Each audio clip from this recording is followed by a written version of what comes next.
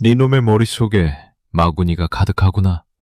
어두컴컴한 방, 위태롭게 흔들리는 촛불 사이로 안대를 한 사내가 낮고 서늘한 목소리로 신하들을 내려다봅니다. 그의 이 한마디에 평생을 바쳐 충성했던 신하의 목이 힘없이 바닥으로 떨어집니다. 서기 918년 6월의 철원. 태봉의 수도는 이처럼 숨이 막힐 듯한 정적과 광기 속에 잠겨 있었습니다. 한때 미륵을 자처하며 백성의 눈물을 닦아주던 영웅 궁예는 온데간데 없고, 그 자리에는 권력이라는 괴물에게 집어삼겨진 독재자만 남았습니다. 본격적으로 시작하기에 앞서 구독과 좋아요로 고려 500년의 장엄한 대서사실을 함께 해주세요. 당시 궁예가 휘두른 관심법은 증명할 수도 반박할 수도 없는 공포의 통치술이었습니다. 그 칼날 앞에서는 황후마저 예외가 아니었죠. 아내인 강비가 백성들의 고열을 짜내는 폭정을 멈추어 달라고 간언하자 궁예는 차마 입에 담지 못할 잔혹한 방법으로 그녀를 살해했습니다. 자신의 핏줄인 두 아들마저 대들보에 매달아 죽이는 비극을 저질렀으니 철원성 안에는 온통 피비린내와 고독만이 가득했습니다. 백성들의 신뢰는 이미 바닥을 쳤고 군사들은 두려움에 떨며 서로의 눈치만 살피고 있었습니다. 바로 그 깊은 밤, 태봉의 최고 관직인 시중의 자리에 있던 왕건의 저택으로 4명의 사나이가 어둠을 뚫고 찾아옵니다. 홍유, 배현경, 신순겸, 복지겸. 당대 최고의 무장들이자 군대를 움직일 수 있는 실력자들이 가쁜 숨을 몰아쉬며 왕건 앞에 무릎을 꿇었습니다. 장군, 더 이상은 안 됩니다. 저 미친 미륵의 칼날이 내일은 우리 목을 겨눌지 모릅니다. 백성들은 이미 등을 돌렸고 군사들은 오직 장군만을 바라보고 있습니다. 제발 결단을 내려주십시오. 홍유가 비장한 목소리로 간청하자 왕건은 깊은 고뇌에 빠진 얼굴로 고개를 저었습니다. 나는 폐하의 신하여. 신하가 임금을 치는 것은 역사의 반역으로 기록될 대의에 어긋나는 일입니다. 나는 차라리 죽을지언정 반역자가 되지는 않겠쇼. 왕건의 완강한 태도에 신순겸이 바닥을 치며 소리쳤습니다. 대위를 하셨습니까? 백성이 죽어나가고 나라가 뿌리채 흔들리는 것이 대의입니까? 장군 한 명의 절개를 위해 사만의 모든 백성을 포기하시겠다는 말씀입니까? 방 뒤에서 모든 대화를 숨죽여 듣고 있던 왕건의 부인 유씨가 갑자기 문을 열고 나타났습니다. 그녀의 손에는 묵직한 군장과 함께 철갑옷이 들려 있었습니다. 유씨 부인은 떨고 있는 남편을 매섭게 바라보며 단호하게 말했습니다. 대장부가 큰일을 도모함에 있어 어찌 이리 주저하십니까? 의를 세우기 위해 불의를 치는 것은 반역이 아니라 혁명입니다. 장군, 어서 이 갑옷을 입으시고 도탄에 빠진 백성의 눈물을 닦아주소서. 부인이 직접 왕건의 어깨에 갑옷을 걸치고 투구를 씌워주자 주저하던 왕건의 눈빛이 순식간에 매서운 사자의 눈빛으로 변했습니다. 천지를 진동하는 거대한 함성 소리와 함께 철원성에 혁명의 깃발이 올랐습니다. 군사들은 왕건을 연호하며 궁궐로 진격했고 자다 깨어 거리도 쏟아져 나온 백성들은 소뚜껑을 두드리며 환호했습니다. 뒤늦게 잠에서 깬 궁예가 황급히 밖을 보았을 때는 이미 자신을 지켜줄 군사가 한 명도 남아있지 않았습니다. 미륵이 버림을 받았구나. 고작 개성상인의 아들 따위에게 내가 무너지다니. 궁예는 허탈하게 웃으며 화려한 금빛 가사를 벗어던지고 누더기를 걸친 채 북쪽 산길로 도망쳤습니다.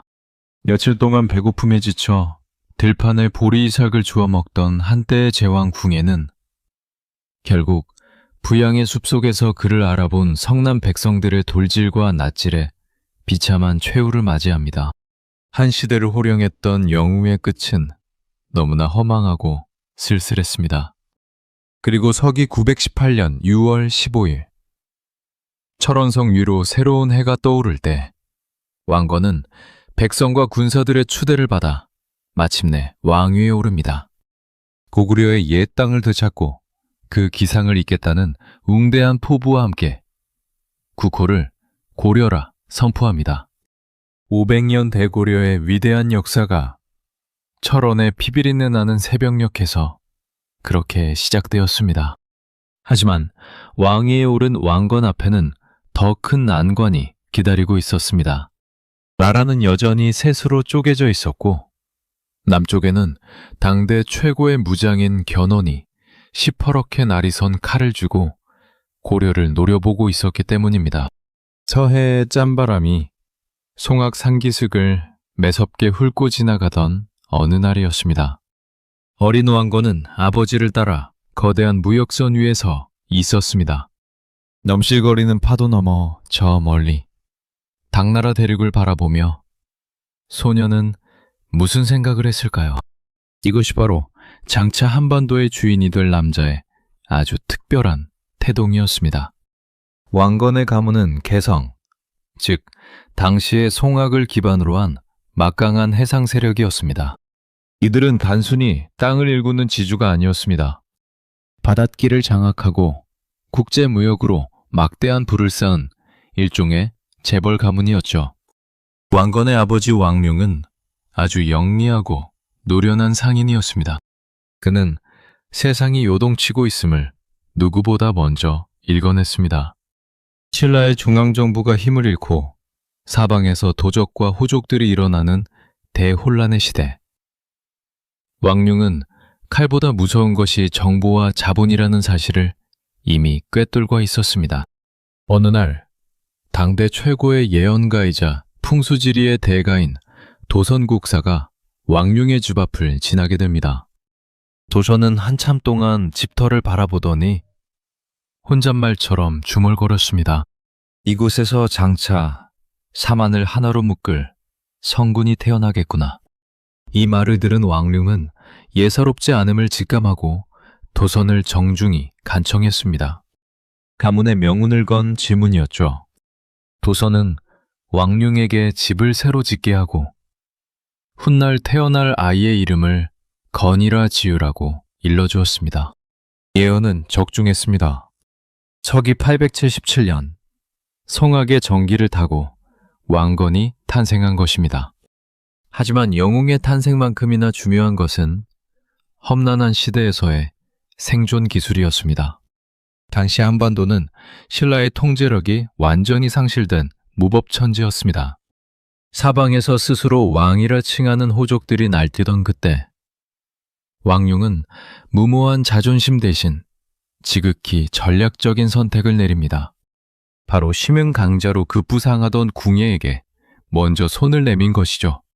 거나 상인은 이익이 보이지 않을 때 기꺼이 고개를 숙일 줄 알아야 한다. 하지만 그것은 굴복이 아니라 더 큰 것을 얻기 위한 도약이란다. 바다를 보아라. 물은 스스로를 낮추기에 세상 모든 강물을 받아들이는 법이지. 아버지가 건넨 이 한마디는 훗날 왕건의 일생을 관통하는 거대한 철학이 되었습니다. 왕건은 자신의 고향이자 가문의 근거지인 송악을 통째로 궁예에게 바치며 그의 신하가 되기를 자처합니다. 궁예가 철원을 수도로 삼기 전까지 왕건의 집은 사실상 궁예의 왕궁이 되었습니다. 왕건은 궁예의 밑에서 가장 낮은 곳부터 시작했습니다. 굴량미를 나르고 거친 바다로 나가 수군을 지휘하며 묵묵히 실력을 쌓았습니다. 사람들은 그를 궁예의 충직한 사냥개라 부르며 비웃기도 했습니다. 하지만 왕건의 눈빛은 달랐습니다. 그는 궁예가 폭정을 일삼으며 민심을 잃어갈 때마다 조용히 사람들의 마음을 샀습니다. 전쟁터에서는 누구보다 용맹했지만 사로잡은 적군에게는 관용을 베풀었죠. 이것은 상인의 아들이기에 가능한 계산된 인내심이자 고도의 정치적 행위였습니다. 거친 파도를 헤치며 때를 기다려야 하는 상인의 아들 왕건. 그는 이제 광기 어린 미륵의 그늘에서 벗어나 자신만의 제국을 세울 준비를 마쳤습니다. 철저히 자신을 숨기며 민심이라는 가장 거대한 자본을 모으기 시작한 것입니다. 과연 그는 이 위험한 동행 끝에 어떻게 새로운 시대의 주인이 되었을까요? 너는 어찌하여 어젯밤 사람들을 모아 반역을 도모하였느냐? 궁예의 서늘한 목소리가 조정의 무거운 공기를 가릅니다. 그의 유일한 눈이 왕건을 뚫어지게 노려보고 있었습니다. 순간 왕건의 등줄기에 차가운 식은땀이 흘러내렸습니다. 결코 그런 적이 없었기에 왕건은 억울함을 호소하려 했습니다. 폐하, 소신은 결단코 그런 마음을 품은 적이 없나이다. 왕건이 고개를 숙이며 단호하게 말하자 궁예는 기괴한 웃음소리를 내며 자신의 관심법을 들이밀었습니다. 내 관심법으로 네 놈의 머릿속을 이미 다 들여다보았거늘. 감히 어디서 거짓을 고하느냐. 지금 당장 철퇴로 저놈의 머리를 부수어라. 일촉즉발의 위기였습니다. 궁예의 말이 떨어지기 무섭게 거구의 금군들이 거대한 철퇴를 들고 왕건을 향해 다가왔죠. 왕건의 목숨이 그야말로 바람 앞의 등불처럼 위태롭던 바로 그 순간, 옆에서 기록을 담당하던 젊은 천재 관료 최은이 슬그머니 붓을 떨어뜨렸습니다. 그리고 붓을 죽는 척하며 왕건에게만 겨우 들릴 듯한 나지막한 목소리로 속삭였습니다. 장군, 무조건 죄를 지었다고 하십시오. 변명하시면 죽습니다. 태응의 짧은 외침은 왕건의 머릿속을 강하게 때렸습니다. 아버지가 늘 강조했던 상임으로서 자신을 낮추고 때를 기다리는 생존의 기술이 번뜩 떠오른 것이죠. 왕건은 즉시 바닥에 엎드려 통곡하기 시작했습니다. 폐하, 소신의 죄를 용서하여 주시옵소서. 실은 소신이 어리석게도 잠시 딴 마음을 품었나이다. 관심법을 당해낼 재간이 없으니 그저 죽여주옵소서. 자신의 죄를 순순히 자백하는 왕건의 모습에 궁예는 갑자기 얼굴색을 바꾸며 크게 껄껄 웃었습니다. 하하하, 역시 그대는 정직하도다. 내 관심법을 속이지 못하고 이리 솔직하게 고백하니 참으로 가하도다. 궁예는 오히려 왕건을 크게 칭찬하며 막대한 하사품을 내리고 그를 돌려보냈습니다. 목숨을 건 아슬아슬한 도박이 성공하는 순간이었습니다. 이처럼 궁예와 왕건의 동행은 매 순간이 살얼음판을 걷는 전쟁이었습니다. 궁예는 왕건의 뛰어난 능력과 백성들의 신망을 끊임없이 시기하고 의심했고, 왕건은 그런 궁예의 칼날을 피하기 위해 스스로를 철저히 낮추어야 했습니다. 궁예가 청주 지역의 주민들을 대거 철원으로 이주시키며 자신의 세력을 강화하려 할 때도 왕건은 아무런 불만 없이 그 무리한 요구를 묵묵히 수행했습니다. 궁예의 광기가 심해질수록 왕건은 군사적 공을 세우는 데만 집중하며 정치적인 야심이 전혀 없는 것처럼 행동했죠. 특히 수군을 이끌고 나주를 공략할 때 왕건의 대처는 눈부셨습니다. 토백제의 견훤이 자랑하던 해상 보급로를 완벽하게 차단하며 태봉의 영토를 넓혔지만 왕건은 그 모든 공을 오롯이 궁예의 덕으로 돌렸습니다. 폐하의 성덕이 바다 너머까지 미치어 이룩한 심리일 뿐입니다. 왕건의 이러한 극단적인 경선함은 궁예의 의심을 잠재우는 가장 강력한 방패였습니다. 하지만 이 위태로운 동행은 오래 갈 수 없었습니다. 궁예의 의심은 날이 갈수록 깊어졌고 관심법이라는 미명 아래 무고한 사람들의 피가 철원성을 가득 채웠기 때문입니다. 왕건은 깨달았습니다. 광기 어린 군주 밑에서의 생존은 결코 영원할 수 없으며 이제는 선택을 해야 할 때가 다가오고 있다는 사실을 말입니다.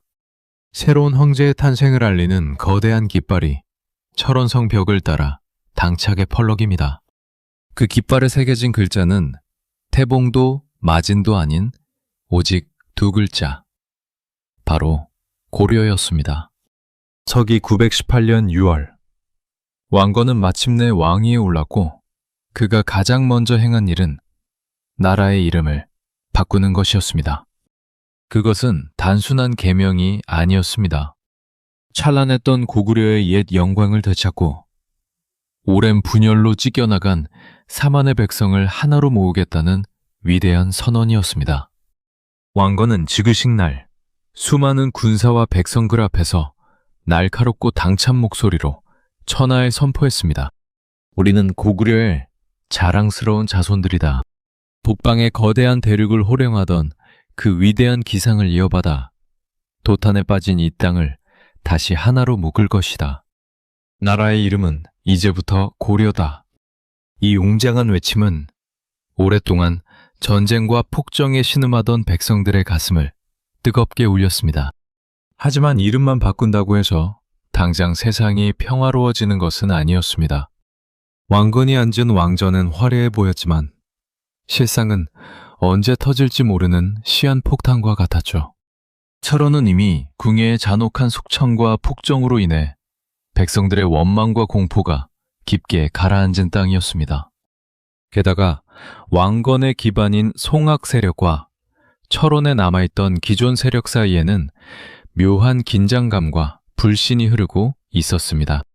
자칫 잘못하면 새 왕조가 문을 열자마자 내부 권력 투쟁으로 무너질 수도 있는 위험한 상황이었습니다.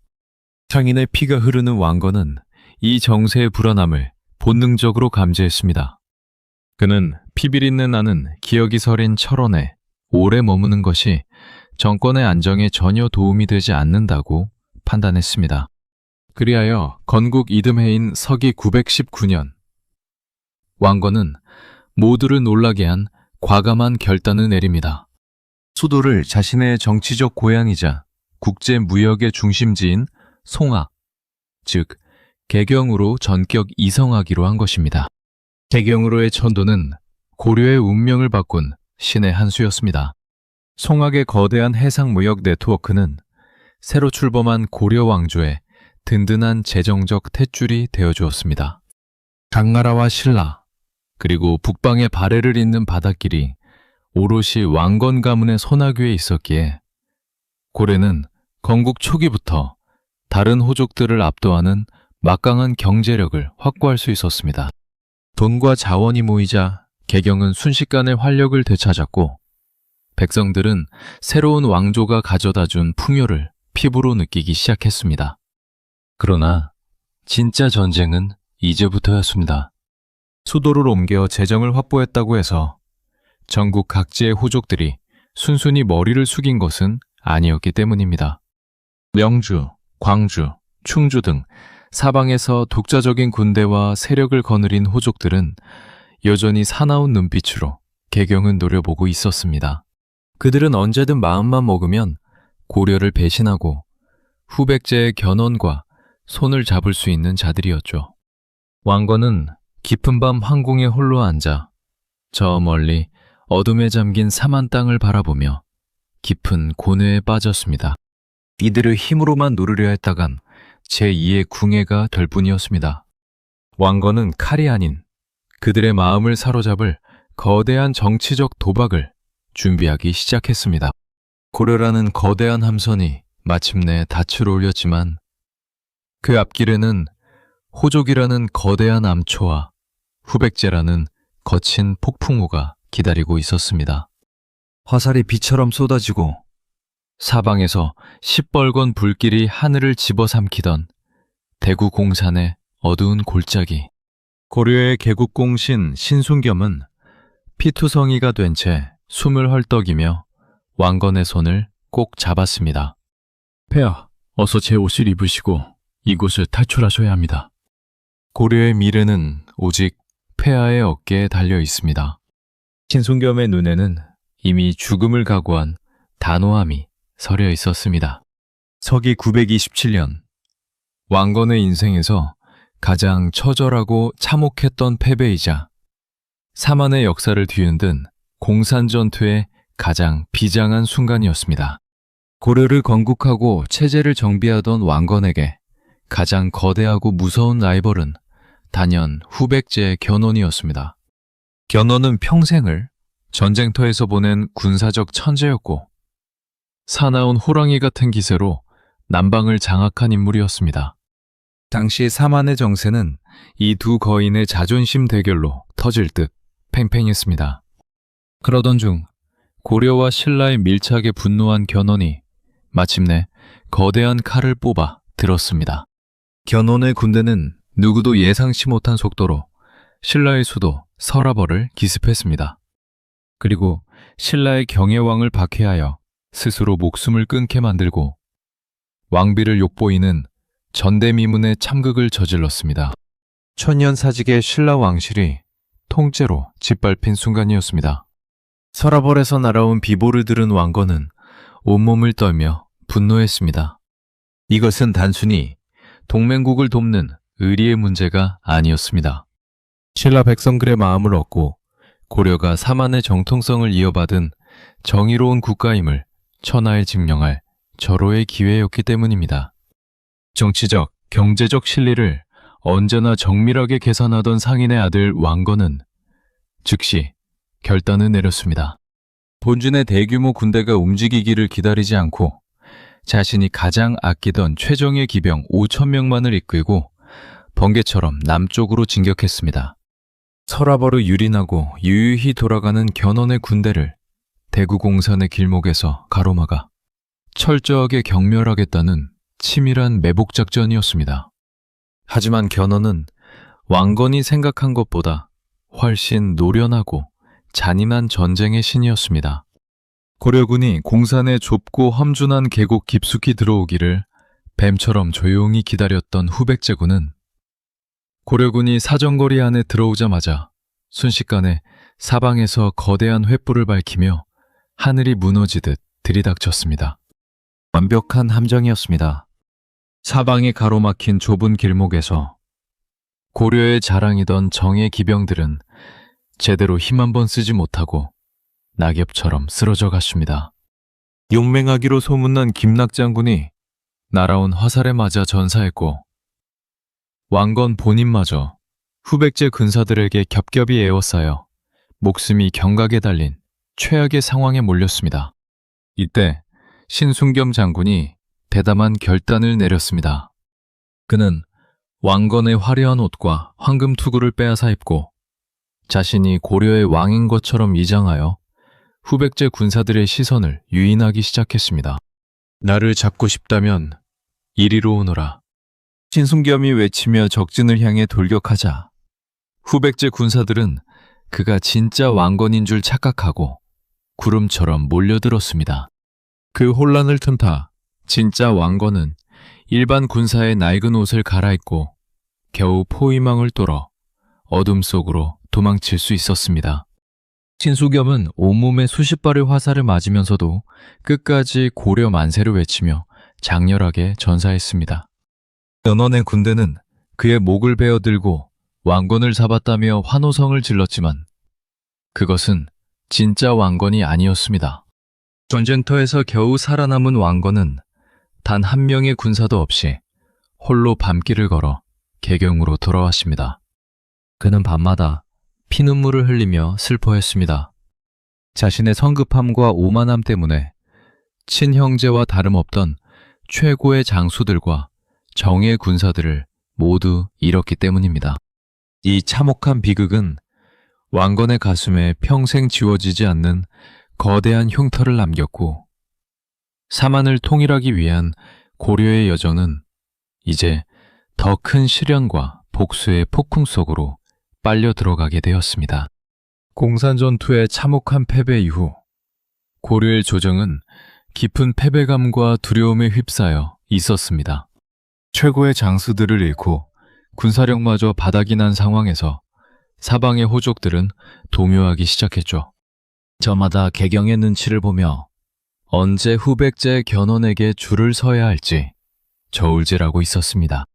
사방이 적으로 둘러싸인 절체절명의 위기 속에서 왕건은 칼 대신 전혀 다른 무기를 꺼내 들었습니다. 그것은 피를 흘리는 전쟁이 아니라 붉은 실로 서로를 묶는 거대한 정략 결혼이었습니다. 왕건은 평생 29명의 부인을 두었습니다. 이를 두고 후대의 어떤 이들은 그저 왕의 호색함이라 치부하기도 하지만 당대의 실상은 살아남기 위한 가장 치열하고도 정밀한 정치적 도박이었습니다. 공산에서 군사력을 잃은 왕건이 호족들을 통제하고 나라를 유지할 수 있는 유일한 방법은 그들을 적으로 두는 것이 아니라 자신의 장인어른으로 만드는 것이었기 때문입니다. 가장 대표적인 무대는 당대 막강한 군사력을 보유하고 있던 충주 지역이었습니다. 충주의 거대 호족 유긍달은 고려 왕실을 위협할 수 있는 시한폭탄 같은 존재였죠. 왕건은 그를 억누르는 대신 그의 딸을 첫 번째 왕비로 맞아들였습니다. 유긍달의 사위가 됨으로써 충주의 막강한 군사력과 자금을 고스란히 고려의 방패로 삼은 것입니다. 왕건은 밤마다 새롭게 맞이하는 부인들의 손을 잡으며 나지막이 속삭였습니다. 그대의 가문이 곧 나의 가문이며 그대의 아버지가 곧 나의 방패여. 이 땅에 피 흘리는 전쟁을 끝내기 위해 나와 함께 거대한 고려를 만들어 갑시다. 왕건의 이 부드러운 전공법은 삼한 땅 구석구석으로 뻗어나갔습니다. 황주의 황보가문, 정주의 류가문 등 메로라 하는 세력가들의 딸들이 차례로 개경의 황궁으로 들어왔습니다. 심지어 나중에는 몰락해 가던 신라의 왕실까지 품에 안았습니다. 신라의 마지막 임금인 경순왕 김부가 고려에 항복해 오자 왕건은 그의 사촌 누이인 낙랑공주와 결혼하여 신라 백성들의 마음까지 완벽하게 흡수해버렸습니다. 장인의 아들로서 신용과 연대의 가치를 누구보다 잘 알고 있던 왕건이었기에 가능한 대담한 포용력이었습니다. 전국 각지의 세력가들은 이제 고려를 무너뜨려야 할 적이 아니라 자신들의 외손자가 장차 황제가 될 기회의 땅으로 바라보기 시작했습니다. 왕건은 이 29번의 결혼을 통해 칼 한 자루 쓰지 않고 삼한 땅 전체를 하나의 거대한 혈연 공동체로 묶어내는데 성공한 것입니다.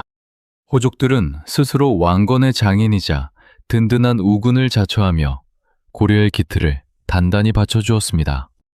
하지만 이 화려하고 완벽해 보이는 포용의 정치 뒤에는 누구도 감당하기 힘든 거대한 불씨가 숨어 있었습니다. 왕건이 눈을 감고 난 뒤 저마다 막강한 가문을 등에 업은 29명의 부인과 그들이 낳은 수많은 아들이 왕자를 두고 어떤 피비린내 나는 전쟁을 벌이게 될지 왕건 본인도 그때는 미처 다 예상하지 못했을 것입니다. 평화를 위해 심은 씨앗이 훗날 고려 왕실을 뒤흔들 잔혹한 피해 군주를 불러오는 계기가 되고 만 것입니다. 서기 935년 11월 서라벌의 차가운 겨울바람을 뚫고 끝이 보이지 않는 거대한 행렬이 북쪽 개경을 향해 느릿느릿 움직이기 시작했습니다. 천년 사직을 이어온 신라의 마지막 임금 경순왕 김부가 탄 화려한 수레가 그 행렬의 중심에 있었죠. 수레를 뒤따르는 신라의 관리들과 백성들의 울음소리가 산천을 울렸고 그 행렬의 길이는 무려 30리에 달했다고 기록은 전합니다.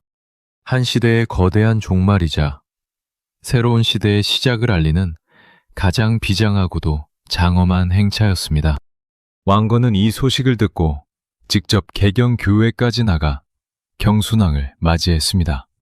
천연 왕국의 자존심을 내려놓고 스스로 찾아온 이웃나라의 군주에게 왕건은 승리자의 오만함을 단 1mg도 보이지 않았습니다. 오히려 그를 상왕으로 예우하며 자신의 맏딸인 낙랑공주를 그의 아내로 내주었죠. 경순왕은 왕건의 손을 잡으며 떨리는 목소리로 말했습니다. 더 이상 백성들의 피를 흘리게 할 수는 없었소. 나의 이 선택이 부디 샤만의 평화를 가져오길 바랄 뿐이요. 왕건은 그를 깊이 안아주며 대답했습니다. 폐하의 결단이 천년의 역사를 지켰습니다. 이제 신라의 백성은 곧 고려의 백성이며 내가 그들을 내 몸처럼 아낄 것입니다. 하지만 신라의 항복을 모두가 찬성한 것은 아니었습니다. 정순왕의 아들, 훗날 마이태자로 불리게 될 태자는 울분을 참지 못하고 아버지 앞을 가로막았습니다. 어찌 천년 사직을 이리도 허망하게 넘겨주려 하십니까? 차라리 저들과 싸우다 죽을지언정 무릎을 꿇을 수는 없습니다. 태자는 통곡하며 궁을 떠나 금강산으로 들어가 버렸지만 경순왕의 판단은 냉철하고도 현실적이었습니다. 이미 힘을 잃은 신라가 후백제의 칼날 아래 놓여 있는 상황에서 고려라는 거대한 방패 안으로 들어가는 것만이 백성을 구하는 유일한 길이었기 때문입니다. 신라를 품에 안은 왕건에게 이제 남은 과제는 단 하나. 평생의 숙적이자 괴물 같았던 영웅 견훤이 세운 후백제를 무너뜨리는 것이었습니다. 그런데 역사는 누구도 예상치 못한 기막힌 반전을 준비하고 있었습니다. 후백제의 내부에서 피비린내 나는 고륙상쟁이 터진 것입니다. 견훤은 자신이 가장 아끼던 넷째 아들 금강에게 왕위를 물려주려 했고 이에 분노한 장남 신검이 반란을 일으켰습니다. 신검은 아버지를 금산사에 유폐하고 동생을 살해하는 폐륜을 저질렀죠.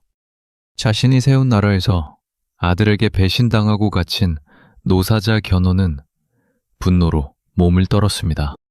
그리고 목숨을 건 탈출을 감행하여 평생을 싸워온 최대의 라이벌 왕건에게 몸을 의탁하러 개경으로 향합니다. 왕건은 성 밖까지 버선발로 뛰어나가 견훤을 맞이했습니다. 한때는 서로의 목을 노리던 원수였지만 이제는 늙고 병든 노병이 된 영웅을 왕건은 극진히 대접했습니다. 견훤은 왕건의 손을 잡고 피눈물을 흘리며 호소했습니다. 내가 세운 나라를 내 손으로 무너뜨리게 해주시오. 저 배은망덕한 자식들을 내 눈앞에서 처단하고 싶소. 서기 936년 9월 구미 1, 2천의 광활한 들판에서 마침내 최후의 결전이 벌어졌습니다. 고려의 10만 대군 선봉에 선 인물은 다름 아닌 후백제의 건국자 견훤이었습니다. 자신의 아버지가 고려군의 깃발 아래 서 있는 모습을 본 후백제 군사들은 전의를 상실하고 우왕좌왕하기 시작했습니다. 결과는 고려의 압도적인 승리였습니다. 신검은 무릎을 꿇었고 견훤은 자신이 세운 나라가 무너지는 것을 보며 통안에 눈물을 흘리다 며칠 뒤 세상을 떠났습니다. 마침내 한반도는 다시 하나가 되었습니다. 서기 918년 건국 이후 19년 만에 이뤄낸 위대한 과업이었습니다. 왕건은 피로 얼룩진 전쟁터를 바라보며 승리의 환호성 대신 깊은 침묵에 잠겼습니다. 이제 통일은 끝이 아니라 시작이었습니다. 성격도 문화도 다른 삼국의 백성들을 어떻게 하나의 용광로에 녹여낼 것인가. 상인의 아들에서 황제의 자리에 오른 왕건은 이제 역사라는 거대한 장부에 고려라는 새로운 이름을 새기기 시작했습니다. 서기 943년 4월 고려를 세운 거대한 거인 왕건의 숨소리가 가쁘게 떨리고 있었습니다. 개경의 황궁 안에는 무거운 정적이 흘렀고 침소 밖에서는 신하들이 숨을 죽인 채 위대한 군주의 마지막을 기다리고 있었죠. 왕건은 떨리는 손으로 자신의 가장 충직한 신하인 박수희를 가까이 불렀습니다. 그의 손에는 평생의 고뇌와 지혜가 담긴 10가지의 가르침, 즉 훈유 10조가 적힌 두루마리가 들려 있었습니다. 왕건은 박수희의 손을 꼭 잡으며 갈라진 목소리로 나지막이 말했습니다. 초리야, 내가 떠난 뒤에도 이 고려라는 함선이 거친 풍랑에 침몰하지 않기를 바란다. 여기 내 심장과도 같은 글들을 남기니 이를 후대 임금들에게 전하여라. 훈요 10조는 단순한 유언이 아니었습니다. 그것은 새롭게 태어난 고려라는 국가의 설계도이자 후손들이 반드시 지켜야 할 철저한 생존 매뉴얼이었습니다. 왕건은 첫 번째 가르침으로 불교를 숭상할 것을 강조했습니다. 고려의 건국은 부처님의 보살핌 덕분임을 잊지 말라는 것이었죠. 하지만 상인의 감각을 가졌던 왕건답게 무분별한 사찰 건립은 엄격히 경계했습니다.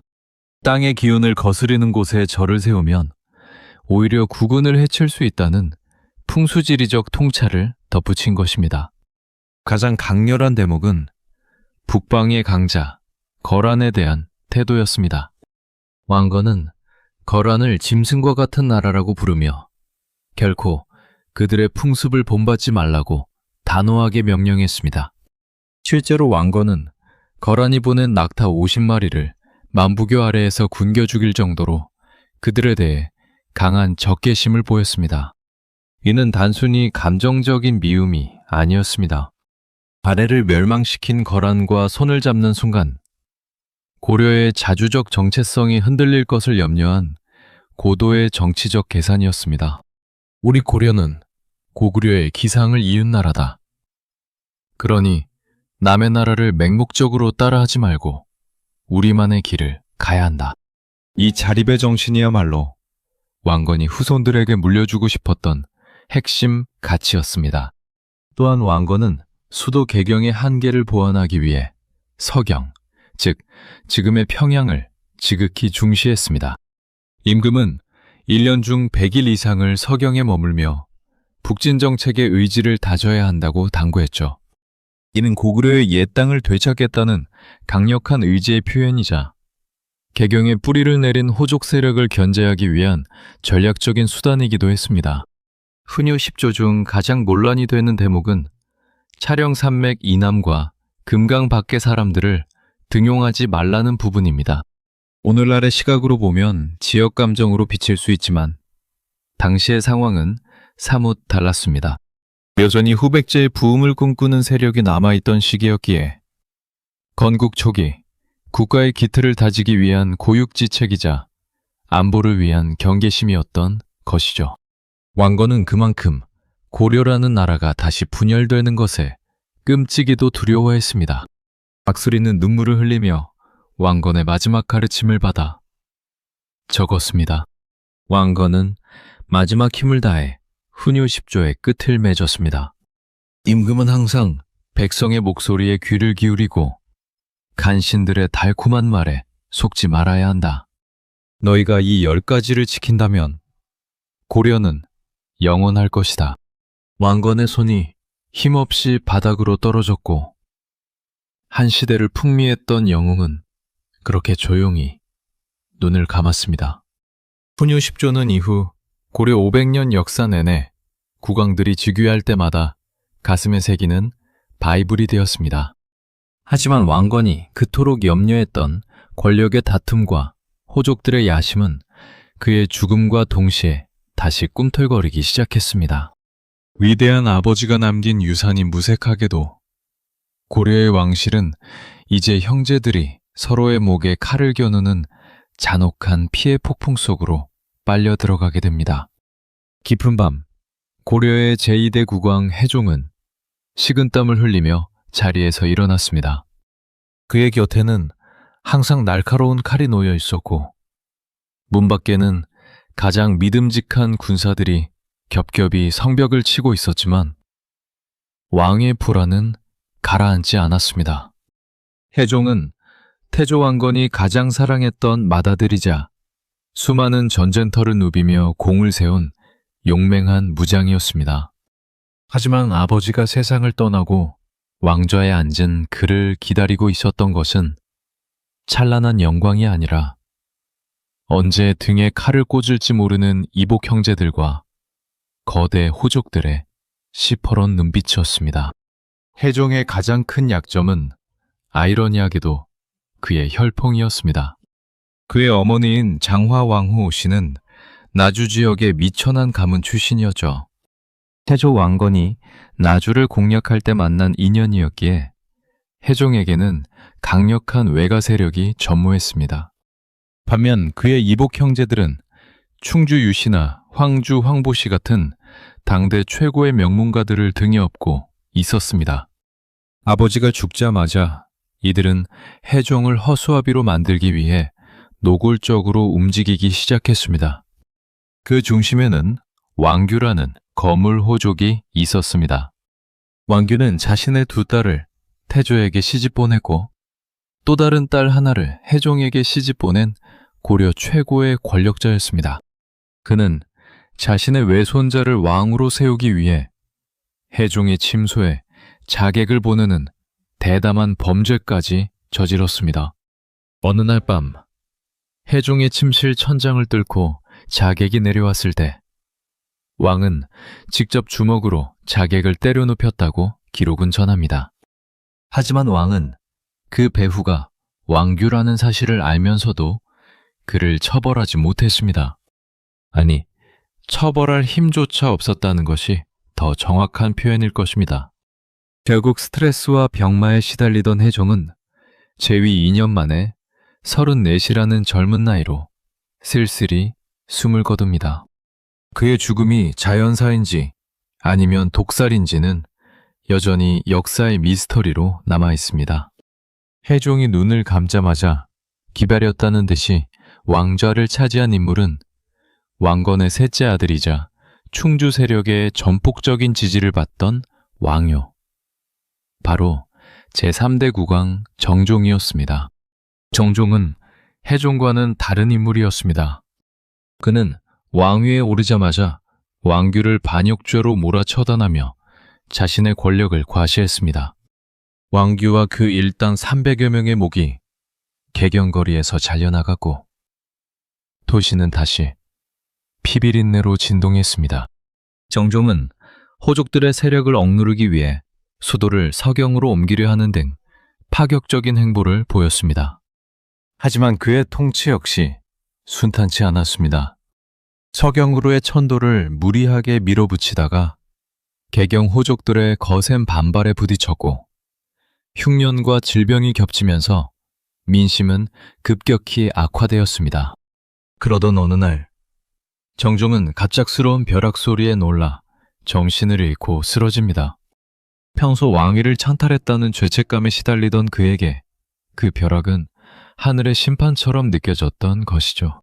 정종은 결국 병석에 누워 시름시름 앓다가 재위 4년 만에 자신의 동생인 왕소에게 왕위를 넘겨주고 세상을 떠납니다. 태조 왕건이 죽고 불과 6년 만에 2명의 왕이 허무하게 사라졌습니다. 고려 왕실은 그야말로 벼랑 끝에 서 있었습니다.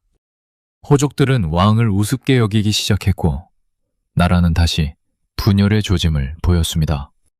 바로 이때 정종의 뒤를 이어 왕좌에 앉은 젊은 왕 왕소는 조용히 칼날을 갈기 시작했습니다.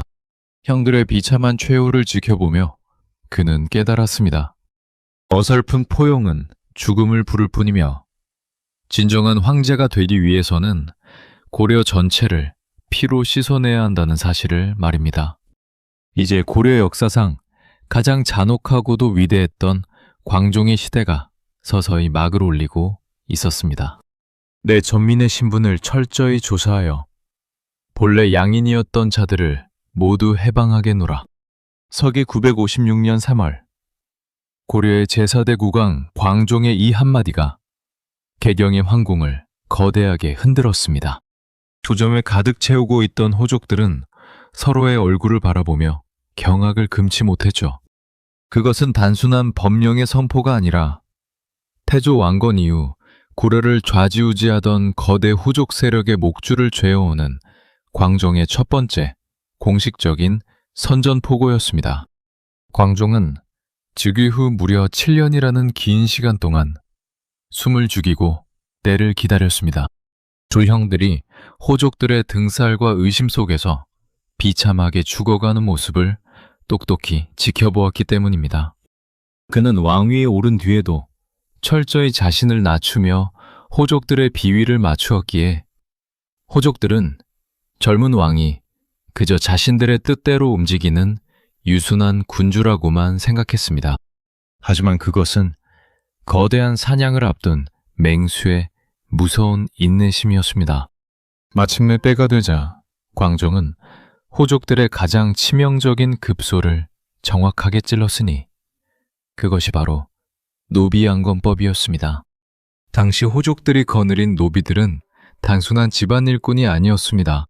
후삼국 대혼란 시기에 억울하게 포로가 되었거나 빚을 갚지 못해 호족들의 노예가 된 양인들이 대부분이었죠. 이 노비들은 호족들의 거대한 토지를 경작하는 경제적 기반이었을 뿐만 아니라 전쟁이 터지면 언제든 무기를 들고 왕실을 위협할 수 있는 사병, 즉 개인 군대였습니다. 게다가 노비들은 국가에 세금을 내지 않았기에 호족들의 노비가 늘어날수록 고려 왕실의 창고는 텅텅 비어가고 호족들의 배만 채워지는 기형적인 구조가 이어지고 있었습니다. 광종은 이 모순을 깨부수려 했습니다. 노비안 건법을 통해 억울하게 노비가 된 자들을 양인으로 되돌리면 호족들의 사병 집단은 순식간에 해체되고 그들은 경제적 타격을 입게 됩니다. 반면 해방된 양인들은 이제 고려왕실에 직접 세금을 내고 군역을 지는 충성스러운 백성이 되므로 왕권은 자연스럽게 막강해지는 일석이조의 전공법이었습니다. 호족들의 반발은 상상을 초월했습니다. 광종의 가장 강력한 후원자이자 외가 세력이었던 충주 유씨 가문은 물론이고 심지어 광종의 아내인 대목왕후 황보씨까지 왕의 앞을 가로막았습니다. 폐하, 이 법은 선왕이신 태조의 뜻을 거스리는 것이며 공신들의 가문을 뿌리째 흔드는 일입니다. 부디 이 법을 거두어 주옵소서. 아내의 간곡한 엎드림에도 광종의 눈빛은 한없이 차가웠습니다. 부인, 내가 이 일을 하지 않는다면 고려의 왕은 영원히 호족들의 놀이개로 남을 것이오. 나는 결코 두 형들처럼 허무하게 죽지 않을 것입니다. 광종은 대목 왕후의 손을 맹정하게 뿌리치며 법안을 밀어붙였습니다. 노비안 건법이 시행되자 개경거리는 눈물 및 환호로 가득 찼습니다. 수많은 노비들이 사슬을 끊고 나와 왕이 계신 곳을 향해 절을 올렸죠. 호족들은 자신들의 재산과 군대가 순식간에 사라지는 모습을 보며 피눈물을 흘렸지만 백성들의 환호와 명백한 명분 앞에 감히 대놓고 저항하지 못했습니다. 광종은 이 첫 번째 칼날로 호족들의 뼈대를 단단히 꺾어 놓았습니다. 하지만 이것은 시작에 불과했습니다. 호족들의 힘을 빼놓은 광종은 이제 고려의 지배구조 자체를 완벽하게 뒤바꿀 정교하고도 파격적인 다음 칼날을 준비하고 있었습니다. 니놈들이 가진 것은 태조께서 주신 낡은 훈장일 뿐, 이 고려의 주인은 오직 나 한 사람이다. 광종의 서늘한 목소리가 조정에 울려 퍼지자 백전노정의 공신들은 사시나무 떨듯 떨었습니다. 서기 958년 개경의 하늘에는 거대한 피바람이 불어오고 있었습니다.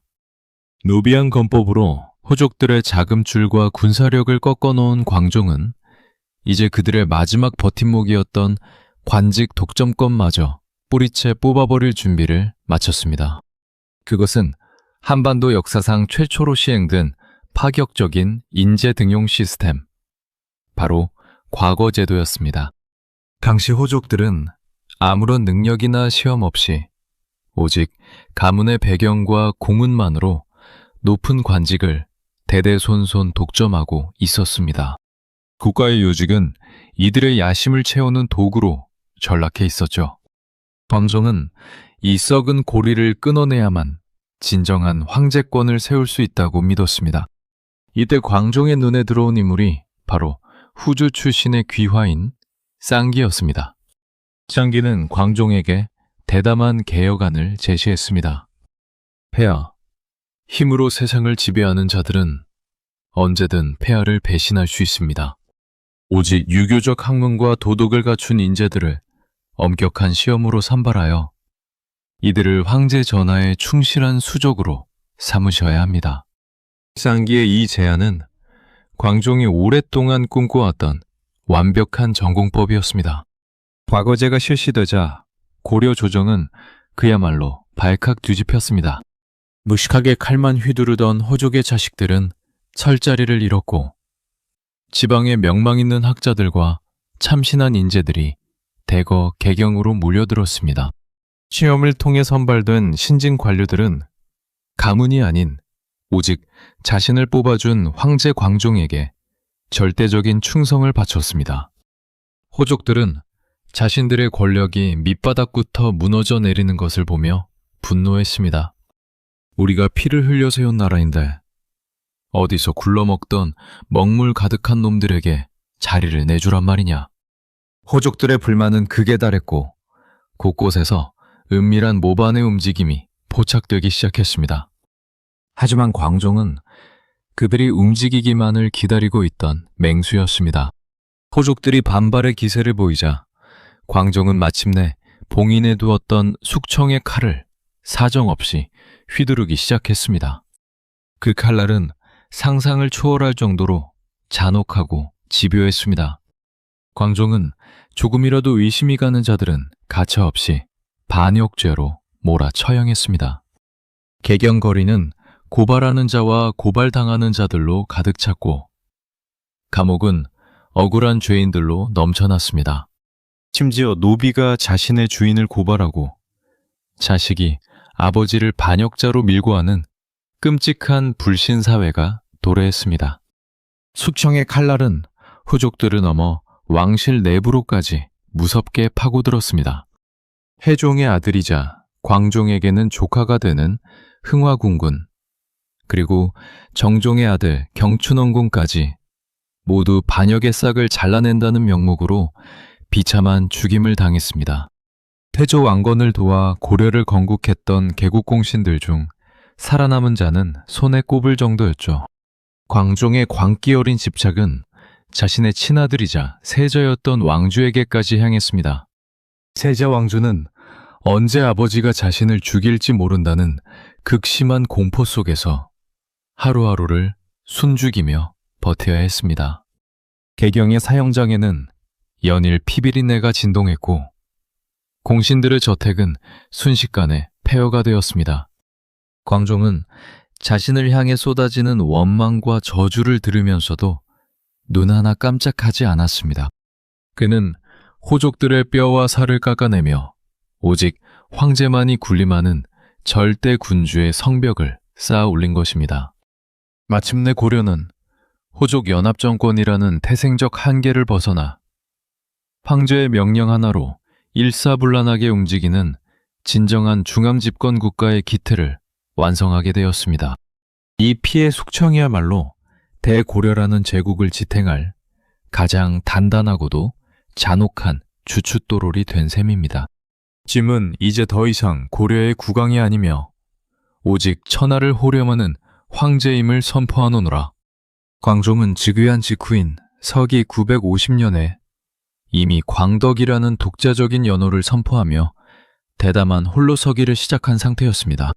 그리고 호족들과의 피비린내 나는 전쟁에서 완벽한 승기를 잡은 서기 960년. 마침내 도읍 개경을 황제가 사는 도시인 황도로 선포하고 연호를 준풍으로 바꾸며 고려가 천하의 중심임을 온 세상에 당당히 공표했습니다. 이것은 단순히 호칭의 변화가 아니었습니다. 중국의 눈치를 보며 그들의 시간을 따르던 종속의 시대를 끝내고 고려만의 독자적인 시간을 선포한 해동천하의 중심선언이었습니다.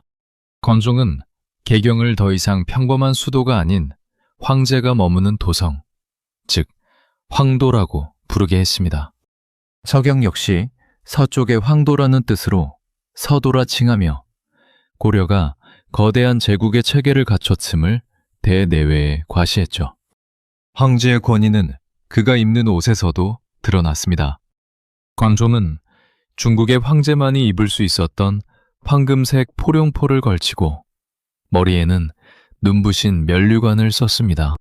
궁궐의 모든 의식은 황제국의 격식에 맞춰 대대적으로 개편되었고 관리들은 이제 왕이 아닌 폐하를 향해 엎드려 만세를 외쳐야 했습니다. 이러한 파격적인 행보는 당시의 복잡한 국제정세 속에서 광종이 던진 고도의 정치적 승부수였습니다. 당시 중국은 5대 19개 혼란기를 지나 송나라가 막 기틀을 잡아가던 시기였습니다. 광종은 중국의 힘이 하나로 모이기 전 고려가 감히 넘볼 수 없는 강한 제국임을 확고히 해두려 했습니다. 만약 고려가 스스로를 낮추고 있었다면 송나라는 고려를 그저 변방의 작은 제후국으로만 대했을 것입니다. 하지만 광종은 당당히 황제를 칭함으로써 송나라와 대등한 파트너로서 외교의 주도권을 잡았습니다. 이것은 상인의 아들 왕건에게서 물려받은 실리와 자존심을 동시에 챙기는 영리한 통찰력이었습니다. 황제의 자리에 오른 광종의 하루는 그야말로 철저한 시스템 그 자체였습니다. 그는 과거를 통해 선발된 신진 관료들을 불러 모아 매일같이 정사를 논의했습니다. 호족들의 눈치를 보던 예전의 왕들과는 차원이 달랐죠. 황제가 직접 주관하는 회의에서 결정된 사항은 그 즉시 전국으로 뻗어나갔고 거부하는 자에게는 곧장 황제의 서슬퍼런 칼날이 날아갔습니다. 광종은 백성들에게도 황제의 은혜를 베푸는 일을 잊지 않았습니다. 가난한 자들을 구제하는 보제보를 설치하고 전국에 의료기관을 두어 백성들의 삶을 살폈습니다. 호족에게서 빼앗은 권력이 고스란히 백성과 황제에게로 돌아오는 이상적인 중앙 집권화가 완성되어 간 것입니다. 하지만 빛이 강할수록 그림자도 깊어지는 법이었습니다. 황제권이 절대화될수록 광종의 의심은 병적으로 깊어만 갔습니다. 자신을 황제라 부르며 엎드린 신하들 중 누가 진심으로 충성하는지, 누가 등 뒤에서 칼을 갈고 있는지 그는 끊임없이 의심했습니다. 말년의 광종은 불교에 심취하여 자신의 지은 죄를 씻고자 애썼지만 그가 흘린 수많은 피의 기억은 쉽게 지워지지 않았습니다. 결국 서기 975년 5월 고려의 기틀을 피와 개혁으로 완성한 황제 광종은 파란만장한 생을 마감합니다. 그는 분명 잔혹한 독재자였지만 그가 휘두른 칼날 덕분에 고려는 호족들의 나라에서 황제의 나라로 진화할 수 있었습니다. 이제 광종이 남긴 이 강력한 제국을 물려받은 후대 왕들에게는 새로운 숙제가 주어졌습니다. 피로 세운 황제의 권위 위에 유교라는 정교한 통치 시스템을 어떻게 입힐 것인가 하는 문제였죠. 고려는 이제 공포의 시대를 지나 세련된 문명국가로의 도약을 준비하고 있었습니다. 어떻게 해야 이 나라가 천년을 갈 수 있겠는가? 고려의 제6대 국왕 성종은 깊은 밤 서늘한 달빛이 비치는 정원에서 홀로 깊은 생각에 잠겨 있었습니다. 선대왕이었던 광종이 피의 칼날로 호족들을 베어내고 황제의 권위를 세웠다면 이제 그 단단해진 주춧돌 위에 어떤 기둥을 세우고 어떤 지붕을 얹어야 할지가 젊은 왕 성종의 가장 큰 숙제였습니다. 성종은 공포로 다스리는 시대는 끝났음을 직감하고 있었습니다. 이제는 칼이 아닌 붓으로, 위협이 아닌 이치로 백성과 신하의 마음을 움직여야 하는 새로운 시대가 도면한 것이었죠. 성종은 즉위하자마자 전국의 5품 이상 관리들에게 한 가지 파격적인 숙제를 내주었습니다. 지금 우리 고려가 당면한 가장 시급한 문제는 무엇이며 이를 해결하기 위해 왕인 내가 무엇을 해야 하는지 가감없이 적어내라는 것이었습니다. 수많은 글이 올라왔지만 그중 성종의 눈을 번쩍 뜨게 만든 한 통의 상소문이 있었습니다. 그것은 당대 최고의 유학자이자 노련한 정치가였던 최승로가 올린 시무 28조였습니다. 최승로의 상소문은 그야말로 고려라는 국가를 위한 종합 검진 보고서이자 완벽한 처방전이었습니다. 최승로는 떨리는 목소리로 성종에게 간언했습니다. 전하, 임금은 군림하는 자가 아니라 백성을 위해 봉사하는 자리입니다. 지나친 불교 행사를 줄여 백성의 고열을 아끼시고 유교의 가르침을 정통 통치 이념으로 삼아 법과 제도로 나라를 운영하소서. 또한 전국의 요충지의 관리를 파견하여 호족들이 제멋대로 백성을 괴롭히지 못하게 막으셔야 합니다. 성종은 최승로의 제안을 전폭적으로 받아들였습니다. 그는 불교의 화려한 연등회와 팔관회를 대폭 축소하여 국가재정을 아꼈고 전국의 주요 거점인 12목에 중앙에서 직접 관리들을 파견했습니다. 이는 호족들이 장악하고 있던 지방 권력을 국가의 통제 아래 두는 결정적인 계기가 되었습니다. 이제 지방의 호족들은 사병을 거느린 독립군주가 아니라 중앙정부의 명을 따르는 지방관인 향리로 재편되었습니다. 성종은 또한 국자감을 설치하여 유교적 소양을 갖춘 인재들을 길러냈고 이들이 과거를 통해 조정에 진출하여 왕권을 지탱하는 튼튼한 허리가 되려 했습니다. 이 시기 고려는 비로소 세련된 관료국가의 모습을 갖추게 되었습니다. 왕은 신하들의 비판에 귀를 기울였고 신하들은 법도에 어긋나는 왕의 행동을 지적하는 간쟁을 아끼지 않았습니다. 왕과 신하가 유교라는 공통의 언어로 소통하며 국가의 안녕을 논하는 이상적인 정치가 실현된 것이죠. 성종은 백성들에게도 자애로운 어버이와 같았습니다.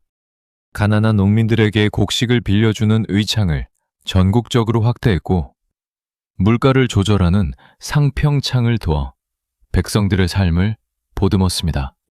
하지만 평화로운 문치주의의 시대 뒤편에서는 거대한 폭풍이 몰려오고 있었습니다. 북방의 거친 대륙을 통일한 거란이 송나라를 치기 전 배후를 든든히 하기 위해 고려라는 강한 나라를 먼저 굴복시키려 칼을 갈고 있었기 때문입니다. 성종이 애써 읽어놓은 유교 문명국 고려는 이제 붓이 아닌 피 묻은 칼을 다시 들어야 하는 국가 존망의 위기를 맞이하게 됩니다.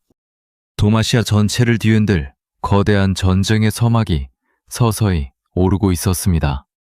북방의 거대한 대륙을 순식간에 장악한 거란 제국이 마침내 고려를 향해 시퍼렇게 날이 선 칼날을 뽑아 들었습니다. 서기 993년 10월 거란의 정예 부대를 이끄는 장수 소손영이 대군을 몰고 압록강을 건너 고려의 국경을 가차없이 짓밟았습니다. 그들이 천하의 공포를 심어주기 위해 외친 군사의 규모는 무려 80만 대군이었습니다.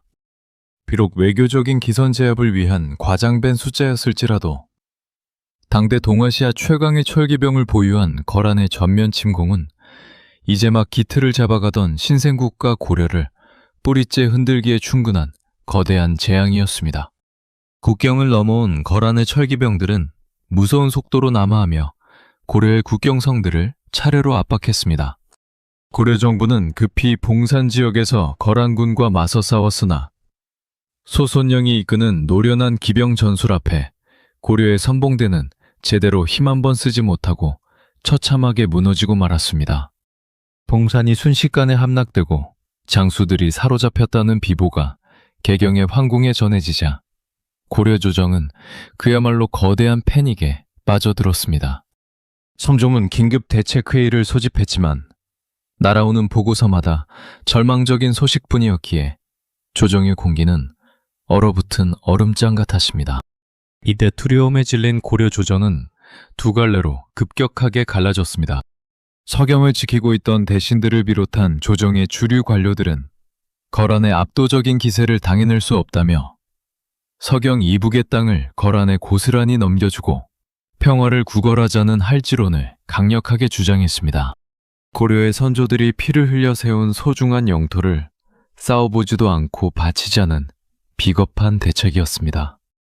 한 대신이 성종 앞에 엎드려 떨리는 목소리로 울부짖었습니다. 전하, 저들의 철기병은 천하무적입니다.